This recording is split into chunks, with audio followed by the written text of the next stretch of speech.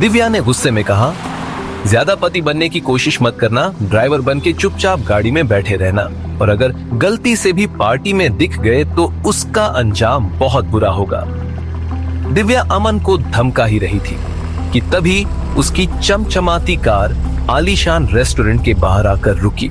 लाल रंग की shiny dress पहनकर जब वो रेड कारपेट जैसे फ्लोर पर आगे बढ़ी तो सबकी निगाहें उसकी खूबसूरती पर टिक गई। इधर अमन मुस्कुराते हुए मन ही मन कह रहा था, मैं कोई ड्राइवर नहीं हूं दिव्या माय लव, लेकिन तुम्हारे प्यार ने ड्राइवर बना दिया है। रेस्टोरेंट में पहुंचते ही दिव्या की फ्रेंड्स रुचि और महिमा वाइन हाथ में लिए उसकी तरफ बढ़ी और रुचि ने कहा, दिव्या आज भी तुम्हारा पति नहीं आया? हमें कब मिलवाएगी तू उससे? क्या वो इतना हैंडसम है कि हमारी नजर लग जाएगी? दिव्या ने घमंड से जवाब दिया, अरे तुम्हें पता ही है कि वो कितना बिजी रहता है, बिजनेस डील साइन करने दुबई गया है। इतना बड़ा बिजनेस एम्पायर है उसका कि मेरे लिए भी मुश्किल से टाइम निकाल पाता है। महिमा ने कहा, हाँ हम जैसे छोटे लोगों के बीच आने में उसे शर्म आती होगी। दिव्या कुछ और बोल पाती कि तभी उसने देखा कि सामने से अमन आ रहा था। आते ही एक जिम्मेदार आदमी की तरह वो दिव्या से बोला, मैडम आपका पर्स कार में रह गया था। दिव्या ने कहा, तुम्हारी हिम्मत कैसे हुई अंदर आने की? पर अमन पर उसकी बेरुखी का कोई असर नहीं हुआ। वो बोला, पर्स में आपका एटीएम कार्ड और वो हीरे की अंगूठी थी, इसलिए तभी सिक्योरिटी गार्ड दौड़ता हुआ आया। मैडम मैंने इसे रोका था, कहा कि मैं दे देता हूं पर्स, लेकिन इसने बोला कि ये आपका पति है। रुचि और महिमा पास खड़ी ये सब देख रही थीं। उन्होंने गार्ड की बात तो नहीं सुनी, लेकिन इतना समझ गईं कि अमन दिव्या का ड्राइवर है। रुचि ने कहा, ओ माय गॉड दिव्या, तू ऐसा ड्राइवर रखती है? कम से कम थोड़ा स्मार्ट अच्छे यूनिफॉर्म वाला तो रख लेती, ये तो जैसे फुटपाथ से उठकर आ गया है। महिमा ने भी साथ देते हुए कहा, माना तेरे पति के पास टाइम नहीं है, पर तू तो टाइम निकाल कर कुछ अच्छे कपड़े खरीद देती इसको। दिव्या के होंठों पर झूठी मुस्कान थी और आंखों में जहर। वो रास्ते भर चुप रही और घर पहुंचते ही अमन को बुलाकर ऑर्डर दिया, अब ड्रामा बंद और असली काम शुरू, नीचे बैठो और मेरे पैर दबाओ। अमन ने चिंता के भाव से पूछा, थकी हो क्या? दिव्या जो गुस्से से उबल रही थी बोली, थक गई हूँ तेरी 2 कौड़ी की पर्सनालिटी से। अब मेरे पैर दबाओ और तब तक दबाते रहना जब तक मैं रुकने को ना कहूँ। दिव्या ने सोच लिया था कि वो अपनी इंसल्ट का बदला अमन की दुगुनी इंसल्ट करके लेगी। अमन उसके पैर दबाने लगा, ऊपर, अब नीचे, नहीं नहीं दाएं। तुम क्या जानवर के पैर दबा रहे हो? अमन ने कहा, सीख रहा हूँ। दिव्या ने कहा, तुम जीवन भर सीखोगे, तभी मेरे पैर के नाखून बराबर भी नहीं बनोगे। अमन ने कोई रिएक्शन नहीं दिया। देर रात तक वो प्यार से उसे देखता रहा और पैर दबाता रहा। सुबह दिव्या आंख खोलते ही चीख पड़ी, अमन रात को तुमने मेरा ड्रेस चेंज किया? अमन ने कहा, हाँ रात को तुम बेहोशी में पार्टी वाले कपड़ा पहनकर सो गई थी, वो कपड़े कहीं तुम्हें अनकंफर्टेबल ना लगे, इसलिए मैंने। दिव्या चीख पड़ी, तुम्हारी इतनी हिम्मत, तुमने मुझे हाथ लगाया? अमन ने कहा, मैं तुम्हारा पति हूँ। पर दिव्या गुस्से से पागल हो रही थी। पति? वो बस सिर्फ नाम के हो, शादी भी दादाजी की जिद पर की थी। अमन सिर झुकाकर सुनता रहा और हल्की स्माइल के साथ कमरे से बाहर निकल गया। आखिर कौन सी वजह थी जिसने अमन को अपमान का यह घूंट पीने पर मजबूर कर दिया था? ये बात दिव्या को भी कभी समझ नहीं आई थी। अमन अपने कमरे में गया, अलमारी से एक छोटा सा रुमाल निकाला, उस पर खून के फीके धब्बे थे। उसने रुमाल को सीने से लगाया, गहरी सांस ली और वापस रख दिया। थोड़ी देर बाद अमन तेज धूप में लॉन में घास काट रहा था, तभी एक चमचमाती गाड़ी आकर रुकी। सुकेश ने कहा, अरे बॉस। सुकेश ने चश्मा उतारते हुए कहा, वहां पूरी दुनिया में तहलका मचा है और आप यहाँ खड़े घास छील रहे हैं। आपको देखकर कौन कहेगा कि ये वही अमन शर्मा है जिसके नाम से अंडरवर्ल्ड कांपता है, पॉलिटिशियंस की फूंक सरक जाती है और पुलिस अफसर सिफारिश के लिए आपके चक्कर काटते हैं। मनी और पावर की जीती जागती मिसाल अमन शर्मा यहाँ दूसरों के घर में चाकरी कर रहा है। आखिर क्यों बॉस? अमन मुस्कुराते हुए बोला, हो गया तुम्हारा? अब मैं कुछ बोलूं? मैंने मना किया था ना सुकेश तुम्हें यहाँ आने से। सुकेश ने कहा, सर मैं खुद नहीं आना चाहता था, लेकिन क्या करूं? बात ही कुछ ऐसी थी कि मेरे दिमाग में दूसरा कोई नाम आया ही नहीं। आपको शायद मालूम ना हो, पर बंसल ब्रदर्स ने वह डील कैंसिल कर दी है जिसके लिए मुझे 3 राज्यों का दौरा करना पड़ा था। अमन ने कहा, क्या? अमन के माथे पर बल पड़ गए। उधर बालकनी में खड़ी दिव्या हैरानी से सब देख रही थी।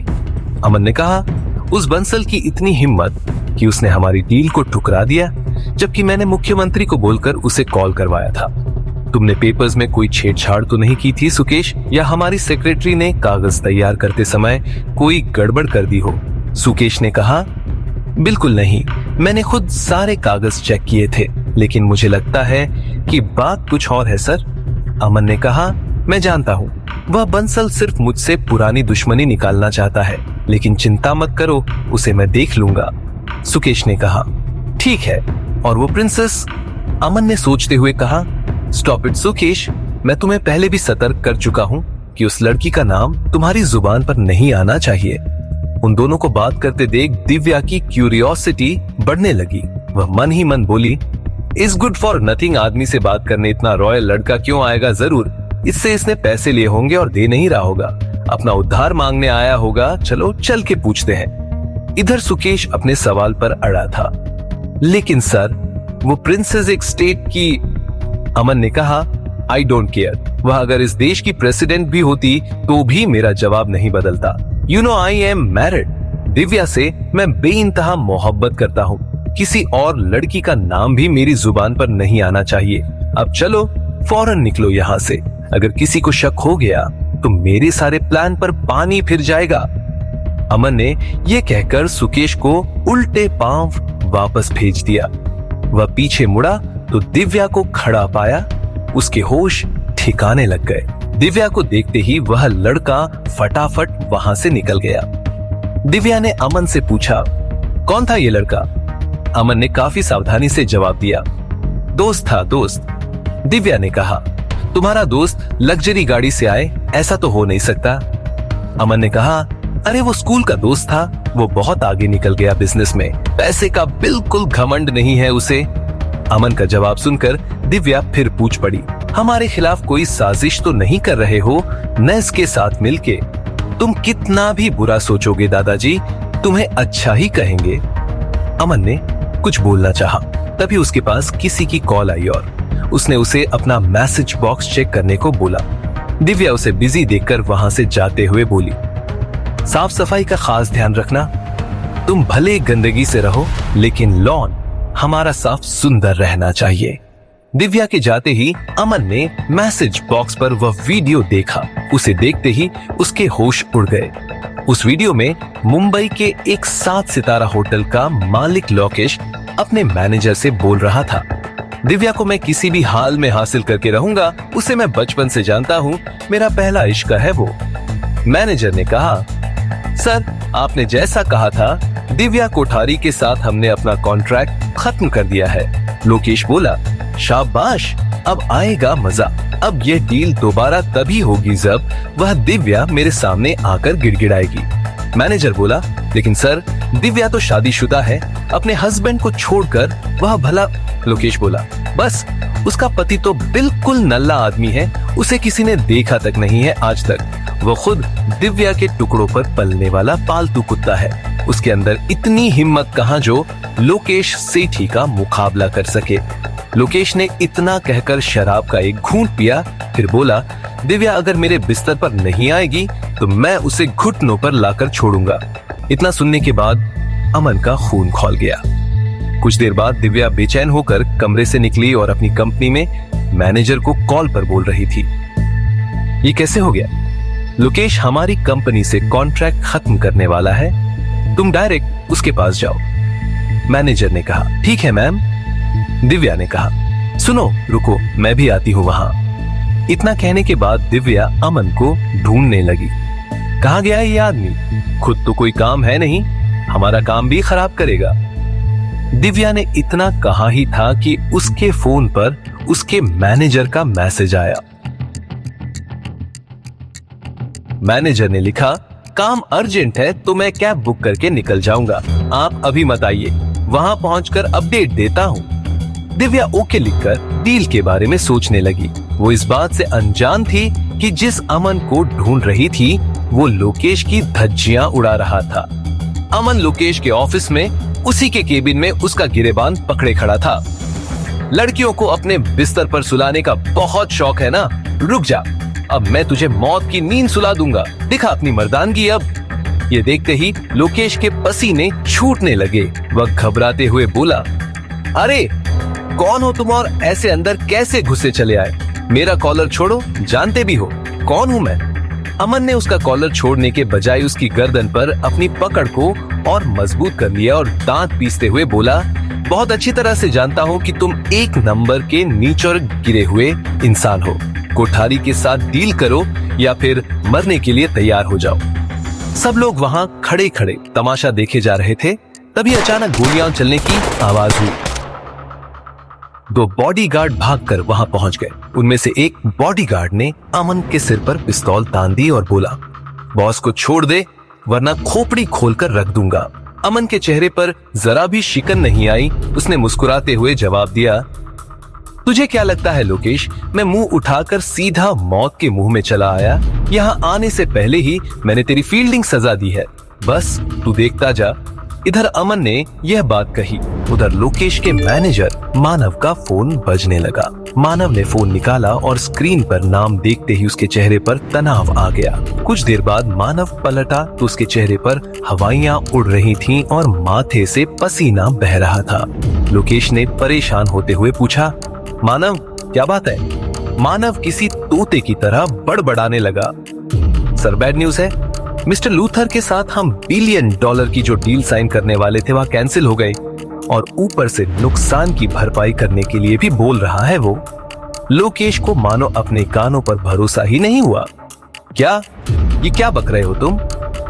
तभी लोकेश का फोन बज उठा। डैडी का फोन इस समय।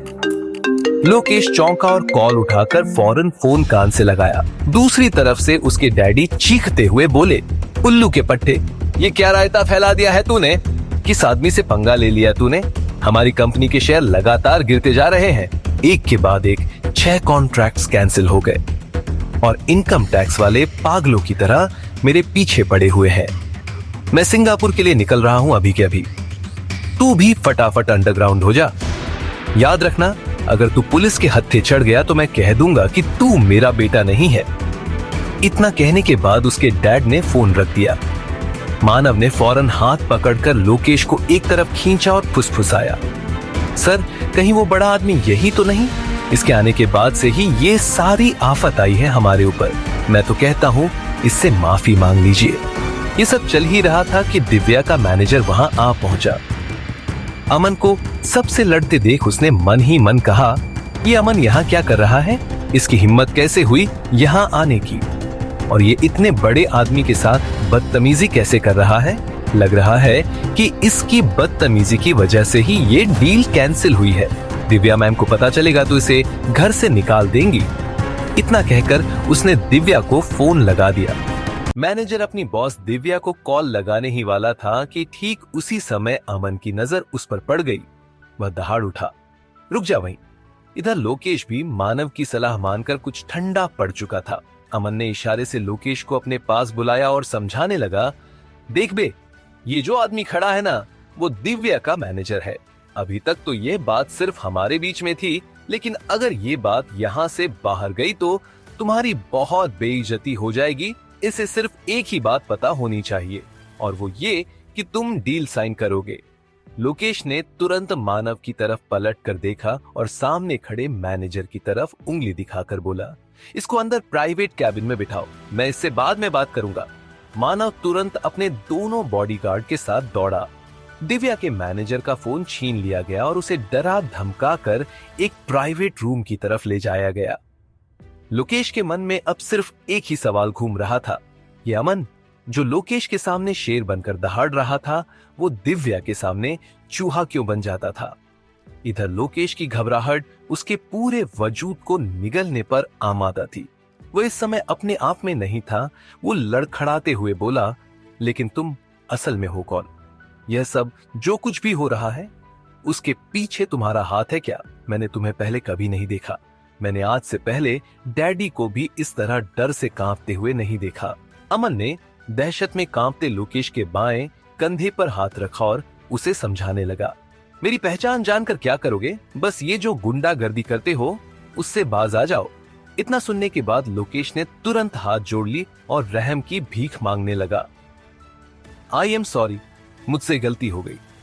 लोकेश के गिड़गिड़ाने का भी अमन पर कोई असर नहीं हुआ। उसने बेहद लापरवाही से कहा, और तुम्हें लगता है कि केवल माफी मांग लेने से काम चल जाएगा? लोकेश ने तुरंत उसका इशारा समझ लिया। अपने गाल पर थप्पड़ मारते हुए वो बड़बड़ाने लगा, मुझे मेरे पापों की सजा मिलनी चाहिए। वह लड़की, वह दिव्या बहन जैसी है मेरी। मैंने उसके ऊपर गंदी नजर डाली। आज से दिव्या क्या, मैं अब किसी लड़की की तरफ आंख उठाकर नहीं देखूंगा।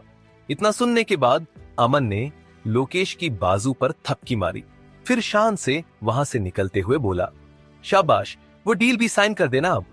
उधर अमन अपना जलवा दिखाकर सब कुछ अपने काबू में कर चुका था। इधर दिव्या फोन न उठाने पर मन ही मन बड़बड़ा रही थी, क्यों मैंने ऐसे यूजलेस इंसान से शादी की?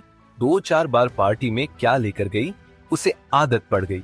इसके तो पर ही निकल गए, जाने कहां गायब है सुबह से। और दूसरा, ये मैनेजर का बच्चा फोन भी नहीं उठा रहा मेरा। पक्का डील कैंसिल हुई होगी। जिस अमन को दिव्या रत्ती भर इज्जत नहीं दे रही थी, उसी अमन का खौफ लोकेश को सदमे में डाल चुका था। जब लोकेश के डैडी ने बताया कि अमन की वजह से उसके सारे बिगड़े काम बनने लगे हैं, ये खबर सुनकर लोकेश के चेहरे पर चमक आ गई। उसने कॉल डिस्कनेक्ट किया और प्राइवेट रूम की तरफ बढ़ने लगा, जहां दिव्या का मैनेजर बंद था। इधर प्राइवेट रूम में लोकेश दिव्या के मैनेजर के सामने बैठा था। लोकेश की हालत देखकर मैनेजर हैरान भी था और मन ही मन हंस रहा था। लोकेश ने उससे कहा, देख भाई, अभी यहाँ जो कुछ भी हुआ है वह बात यहाँ से बाहर नहीं जानी चाहिए। मैं तुझे जुबान बंद रखने की पूरी कीमत दूंगा, 5 लाख रुपए। लेकिन याद रहे, अगर यह बात बाहर आ गई तो फिर। मैनेजर ने कहा, अरे बिल्कुल नहीं सर, आप बिल्कुल निश्चिंत रहिए। बस यूं समझ लो कि मैं यहाँ आया ही नहीं था, और जब मैं आया ही नहीं तो फिर मैंने देखा भी नहीं, और जब देखा नहीं तो फिर बोलूंगा कैसे। लोकेश को भरोसा देने के बाद मैनेजर अपने हिस्से का इनाम लेकर खुशी खुशी उस बार से बाहर निकल गया। इधर लगभग 1.5 घंटे बाद दिव्या के केबिन का दरवाजा खुला और मैनेजर अंदर दाखिल हुआ। मैनेजर को देखते ही दिव्या भड़क उठी, कहाँ थे तुम? मैं कितनी देर से तुम्हारा फोन ट्राई कर रही हूँ। क्या हुआ, बात हुई तुम्हारी लोकेश से? मैनेजर ने कहा, जी मैडम, मैं उनसे मिलने के लिए सीधा उनके होटल चला गया था। वहां काफी देर तक वेट करना पड़ा। उस वक्त नेटवर्क नहीं आ रहा था। वहां से निकलने के बाद भी मैंने आपको कॉल करने की कोशिश की, लेकिन फिर आपका नंबर नहीं लग रहा था। दिव्या ने कहा, तुम्हें जिस काम से मैंने भेजा था वह हुआ या नहीं, या लोकेश ने हमारी डील कैंसिल कर दी? मैनेजर ने कहा, अरे नहीं मैडम, मैं जाऊं भी और काम भी ना हो, भला यह कैसे हो सकता है? लोकेश ने मुझे जबान दी है कि डील कैंसिल नहीं होगी, लेकिन वह आपसे पहले किसी कंडीशन के बारे में बात करना चाहते हैं। दिव्या ने कहा, कंडीशन? कैसी कंडीशन? कंडीशन का जिक्र आते ही दिव्या के माथे पर बल पड़ गए। मैनेजर ने कहा, अब वह तो मुझे नहीं पता। लोकेश सर ने बोला है कि वह कल खुद ऑफिस आकर आपसे बात करेंगे। दिव्या ने कहा, ठीक है, जाओ। इतना कहकर दिव्या ने उसे वापस भेज तो दिया, मगर अब एक नया सवाल उसके सामने सिर उठाकर खड़ा हो गया। उसे समझ नहीं आ रहा था कि लोकेश किस तरह की कंडीशन उसके सामने रखने वाला था। अमन रात को देर से लौटा। अगली सुबह वह सीधे दिव्या के रूम में पहुंचा। दिव्या सोफे पर बैठी बैठी सो रही थी। लैपटॉप उसकी गोद में रखा हुआ था। अमन ने अपना गला साफ करते हुए धीमी आवाज में पुकारा, दिव्या। दिव्या की तरफ से कोई जवाब नहीं आया। अमन नजदीक गया तो उसका चांद सा चेहरा साफ साफ नजर आने लगा। बालों की एक लट चेहरे के आगे झूल रही थी, जो उसकी खूबसूरती में 4 चांद लगा रही थी। अमन ने हौले से उसका लैपटॉप उठाकर टेबल पर रखा और बेहद प्यार से दिव्या को अपनी गोद में उठा लिया। फिर उसे बच्ची की तरह बिस्तर पर सुला दिया। नींद खुलते ही दिव्या अमन पर भड़क उठी। कहाँ बैठे थे तुम? चुप कर, पूरा दिन कहाँ गायब थे? अमन ने कहा, अरे उठ गई तुम, देखो मैंने तुम्हारे लिए क्या बनाया है। अमन की बात पूरी भी नहीं हुई थी कि दिव्या फिर चिल्ला पड़ी। दिव्या ने कहा, ये मेरे सवाल का जवाब नहीं हुआ। कल सारा दिन कहाँ थे तुम? और ये बताओ कि कल मुझे सोफे से उठाकर बेड पर किसने सुलाया? अमन ने कहा, अब मैं तुम्हारा पति हूं तो मैंने ही किया होगा। क्यों, क्या प्रॉब्लम हो गई? लेकिन चिंता मत करो, मैंने और कुछ नहीं किया। तुम जितना समझती हो मैं उतना भी गिरा हुआ नहीं हूं। ये लो, मैंने तुम्हारे लिए ब्राउनी बनाई है, तुम्हें बहुत पसंद है ना? इतना कहकर अमन ने एक प्लेट दिव्या की तरफ बढ़ाई। चॉकलेट ब्राउनी देखते ही दिव्या का गुस्सा छूमंतर हो गया। उसने लपक कर प्लेट हाथ में ले लिया, मगर अचानक कुछ याद आते ही चौंक पड़ी। लेकिन एक मिनट, तुम ये ब्राउनी मुझे घूस दे रहे हो? क्या कांड करके आए हो? अमन का कलेजा धक से रह गया। वह मन ही मन बुदबुदाया, हे भगवान, कहीं इसे सब कुछ पता तो नहीं चल गया। दिव्या की सवालिया निगाहें अब भी अमन पर टिकी थीं। अमन ने फौरन बात बदल दी, अरे नहीं, वो याद है एक दिन तुम्हारी फ्रेंड आई थी घर पर। तुम दोनों जब बातें कर रही थीं तब सुना था कि ब्राउनी तुम्हें बहुत पसंद है, अब खाओ ना। इतना इन्वेस्टिगेट क्यों कर रही हो? दिव्या ने घूर कर अमन को देखा और प्लेट स्लैब पर रख दी। मेरे पास इतना टाइम नहीं है कि बैठकर तुम्हारी सड़ी हुई ब्राउनी खाऊं। मैं अभी थोड़ी देर के लिए ऑफिस जा रही हूं। तब तक जाओ पीछे वाले पुराने स्टोर रूम की सफाई करो, वहां बरसों का कबाड़ पड़ा है, चूहों और मकड़ियों का अड्डा। यही तुम्हारे लायक काम है। ऑफिस से लौटने से पहले सारा काम हो जाना चाहिए। इतना बोलकर दिव्या गुस्से में पैर पटकती हुई किचन से बाहर निकल गई। अमन ने जाती हुई दिव्या को मुस्कुराकर देखा, फिर प्लेट उठाकर ब्राउनी का एक बड़ा टुकड़ा अपने मुंह में ठूंस लिया। वह झाड़ू, डस्टबिन और एक बोरी लेकर स्टोर रूम की तरफ बढ़ गया। अंदर सब सड़ रहा था, गीले कार्डबोर्ड, जाले, टूटी चीजें। सिर्फ अमन और उसका भगवान जानते थे कि वह दिव्या की ज्यादतियां क्यों सहता था, क्यों अमन को दिव्या की किसी बात का बुरा नहीं लगता था। इधर दिव्या ने अपने ऑफिस में कदम रखा ही था कि सामने से लोकेश आता दिखा। लोकेश को देखते ही दिव्या अलर्ट हो गई। वो उस कंडीशन के बारे में सोचकर डरी हुई थी, लेकिन उसके सामने एकदम कॉन्फिडेंस के साथ बोली, हेलो मिस्टर लोकेश, वैसे तो हम कई बार मिल चुके हैं, लेकिन कंडीशन समझने के लिए पहली बार मिल रहे हैं। इतना सुनकर लोकेश थोड़ा मुस्कुराया। उसने फटाफट अपने मैनेजर के हाथ से फाइल लेकर दिव्या के सामने रख दी और नरम लहजे में बोला, अजी हमारी क्या डिमांड होगी, हम तो आपके दर्शन करने के लिए आए थे। दिव्या ये सुनकर हैरान हो गई। है, दिव्या चौंकी ही रह गई, लेकिन तब तक लोकेश बोल पड़ा, ये लीजिए, हमें आपकी डील मंजूर है, आप जैसा बोलेंगी उसी प्राइस पर मंजूर है। मैंने साइन कर दिया है, एक बार आप भी पढ़कर साइन कर लीजिए। दिव्या ने फाइल ली और उसके पन्ने पलटने लगी। उसने देखा कि लोकेश ने न सिर्फ अपने सारे टर्म्स और कंडीशंस हटा लिए थे, बल्कि अपने प्रॉफिट में से 20% हिस्सा भी छोड़ दिया था। दिव्या ने कहा, आर यू श्योर कि हम यह डील कर सकते हैं? और यह आपके गाल को क्या हुआ? झिझकते हुए लोकेश बोला, अजी गाल को छोड़िए, यहां तो बवाल होने वाला था, आप बस साइन कर दीजिए। इतना सुनकर दिव्या ने कंधे उचकाए। उसने अपनी सेक्रेटरी से पेन लिया और फटाफट साइन कर दिए। पेपर पर साइन होते ही लोकेश ने फाइल दिव्या के हाथ से ले ली। लोकेश ने कहा, आशा है कि भविष्य में भी आपकी दया दृष्टि हमारे ऊपर बनी रहेगी। आपसे बस एक छोटी सी रिक्वेस्ट है दिव्या जी, उस बड़े आदमी तक यह बात पहुंचा दीजिएगा कि हमारी डील पक्की हो गई है। दिव्या ने पूछा, बड़ा आदमी कौन? लोकेश ने कहा, वही जिसने मेरे गाल पर अपनी कलाकारी की है। इतना कहकर लोकेश वहां से चला गया और दिव्या के सामने एक नया सवाल छोड़ गया। ये किस बड़े आदमी की बात कर रहा था? खैर, बड़े आदमी को छोड़ो, घर जाकर उस छोटे आदमी की क्लास लगाते हैं। दिव्या घर पहुंची तो स्टोर रूम बिल्कुल साफ मिला। एक एक चीज करीने से रखी हुई थी। वह सोच ही रही थी कि अब अमन को धमकाने के लिए कौन सा बहाना बनाए। तभी अमन सामने आकर मुस्कुराते हुए बोला, आपके लिए एक सरप्राइज है। दिव्या ने कहा, कैसा सरप्राइज? फिर बिना बताए गायब होने वाले हो क्या? अमन ने कहा, नहीं, कुछ खास है, अंदर चलिए। दिव्या जाना तो नहीं चाहती थी, पर पता नहीं क्यों कमरे में चली गई। वहां उसने देखा कि स्टोर रूम के कबाड़ से अमन ने कमरे को बहुत खूबसूरती से सजा दिया था। अमन ने दिव्या की तरफ देखकर एक सॉन्ग चला दिया। सॉन्ग सुनते ही दिव्या का पारा चढ़ गया। वह कमरे में तोड़-फोड़ मचाते हुए बोली, बंद करो ये सॉन्ग, मुझे सख्त नफरत है इससे। तुम्हारी हिम्मत कैसे हुई ये सॉन्ग प्ले करने की? आगे की कहानी जानने के लिए देखिए अगला एपिसोड सिर्फ पॉकेट एफएम के यूट्यूब चैनल पर, और गैंगस्टर घर जमाई के सारे एपिसोड्स को सुनने के लिए डिस्क्रिप्शन में दी लिंक से डाउनलोड करें पॉकेट एफएम ऐप।